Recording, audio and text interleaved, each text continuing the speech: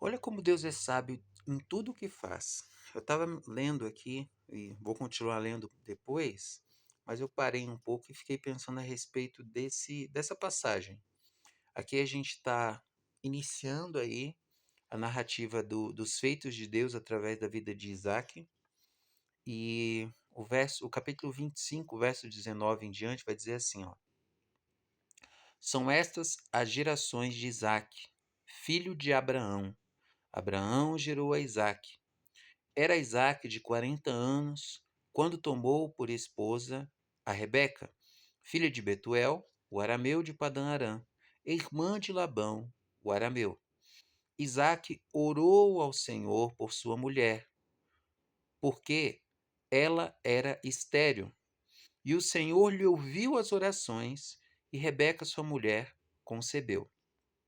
A gente para um pouco aqui no capítulo 20, no verso 21, e a gente vê aí uma uma resposta da parte de Deus em relação aos pedidos de Isaac sobre sua esposa, sobre o fato de sua esposa ser estéril. E a gente sabe, se a gente lê lá João capítulo 5, 1 João capítulo 5, perdão, verso 14, a gente vê que o texto diz assim, que se pedirdes alguma coisa de acordo com a sua vontade, ou seja, a vontade de Deus, ele nos ouve. Então, o fato de Deus ele se inclinar, escutar a petição de Isaac e atender, mostra que era agradável a Deus, era plano do Senhor fazer aquilo que a partir de Isaac, né, ele tinha prometido a Abraão que viriam gerações, então era plano de Deus. Em nenhum momento a gente vê aqui Isaac ele sendo soberbo, Isaac colocando Deus contra a parede, ele se coloca na posição de servo. E o texto diz de forma muito clara aqui que o Senhor ouviu as orações e Rebeca, sua mulher, concebeu. Aqui no verso 20, a gente vê que Isaac tinha 40 anos quando ele toma Rebeca. Agora a gente vai continuando o texto, porque se a gente ler até aqui, a gente não tem a ideia de quanto tempo demorou para essa oração, que era da vontade de Deus, que Deus respondeu, quanto tempo ela demorou. Então a gente vai para o verso 22. Os filhos lutavam no ventre dela. Então disse: Se é assim, por que vivo eu? Consultou ao Senhor, e respondeu-lhe o Senhor: Duas nações há no teu ventre, dois povos nascidos de ti. Se dividirão. Um povo será mais forte que o outro, e o mais velho servirá ao mais moço. Cumpridos os dias para que desse à luz, eis que se achavam gêmeos no seu ventre. Saiu primeiro ruivo, todo revestido de pelo, por isso lhe chamaram Esaú. Depois nasceu o irmão. Segurava com a mão o calcanhar de Esaú, por isso lhe chamaram Jacó. Essa parte do texto, do verso 26, vai concluir assim: Era Isaque de 60 anos quando Rebeca lhes deu à luz. Então, olha o tempo, né? Quase 2 décadas. Se a gente tira aí o tempo de gestação, a gente não tem o exatidão, ele tinha 40 anos quando tomou a esposa, mas não sabe se é 40 anos exato. Mas a gente tem por volta de 2 décadas aí, ele esperando Deus ele responder algo que era da vontade de Deus, porque Deus ele tinha falado para Abraão, falou, em sua descendência todas as nações serão benditas, fala que a partir de Isaac seria contada essa descendência. Então, o nome de Deus estava em jogo. Deus ele não poderia deixar de, a partir de Isaac, uh, dar vidas, porque ele prometeu isso a Abraão.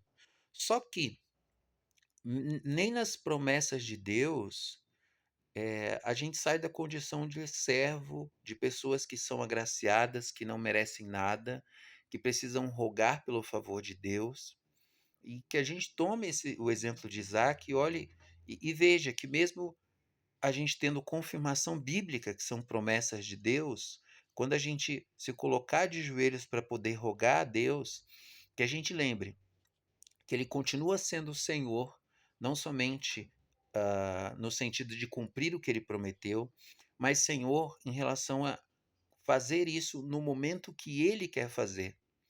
Se a gente muda a situação e a gente traz uma ideia errônea, né? Se a gente traz coisas tolas como, Isaac ele demorou para ser abençoado porque lhe faltou fé, como se Deus ele se submetesse à, à nossa fé, né? Como se ele fosse um servo, um sujeito a atender as nossas fé, a nossa fé, isso nem é fé, é presunção. Mas se a gente tem essa ideia equivocada, olha como ia mudar toda a história. A gente tem ali depois Jacó e Esaú e os desdobramentos na vida, tanto de Jacó quanto de Esaú, e posteriormente, como é contada a partir de Jacó, que se torna Israel, a gente tem posteriormente ali Deus julgando, né, aquele faraó, depois do faraó bom, né, veio um faraó bom, o qual José conheceu, e depois veio um faraó ruim, que Deus puniu. Então, se a gente tem 20 anos de história mudada aí, se, exemplo, a gente tem essa ideia tola de que o fato de a gente ter fé, Deus vai ter de fazer quando a gente quer, toda a história seria mudada, né? E Deus, ele é Senhor da história. Ele não predestina todas as nossas ações, mas ele está fora do espaço-tempo. Ele conhece o passado, o presente e o futuro. A Bíblia vai dizer que 1000 anos para o Senhor são como o dia de ontem que se passou. Então Deus ele conhecia tudo o que ia acontecer. E ele nos presenteia com uma oportunidade de vermos o nosso coração se inclinando a petições que são agradáveis a Deus. E é maravilhoso quando a gente vê uma resposta de Deus a uma petição nossa, que a gente vê que o nosso coração está se inclinando a pedir como Deus quer. Se as pessoas que são pais, né, elas conseguem se colocar como pais e imaginar quão bom é quando o filho, a filha, faz um pedido que é agradável, né? E Deus não é diferente. Deus se agrada quando a gente faz pedidos que lhes são agradáveis. Nós somos falhos. Nós, muitas vezes, dissemos sim quando a gente deveria dizer não. Mas Deus ele só vai dizer sim naquilo que é bom. Então, que a gente olha para esse exemplo de vida de Isaac e a gente deixa de lado alguns princípios tolos de oração. Eu não sou contra campanhas, porque eu estaria sendo antibíblico. A gente vê muitos, não usa o mesmo nome, mas a gente vê muitos propósitos de oração, propósitos de leitura bíblica, nos tempos dos reis ali. A gente pega Josias, a gente vê que os levitas saíram pela cidade propagando a lei, ensinando a lei, campanhas de jejum. A gente vê muito disso. A gente vê a própria Esther falando para as pessoas passarem um período ali orando por ela. Então não é de todo ruim. Só que eu não posso acreditar e eu não posso carregar no coração que depois de 7 dias Deus vai ser obrigado a me responder só porque eu fiz uma campanha. E depois de 21 dias Deus vai ser obrigado a me responder só porque eu fiz uma campanha. Deus não se submete a essas coisas. Que Deus abençoe e que a gente possa pegar os exemplos da Bíblia. Eu não me preparei assim de momento, não fiz nenhuma anotação para poder compartilhar dessa reflexão, mas eu entendo que Deus ele é um Deus capacitador e todo crente ele tem de estar pronto a falar a respeito da fé que ele defende ao ponto de confiar não somente em sua vida presente, mas o destino da sua eternidade. Amém?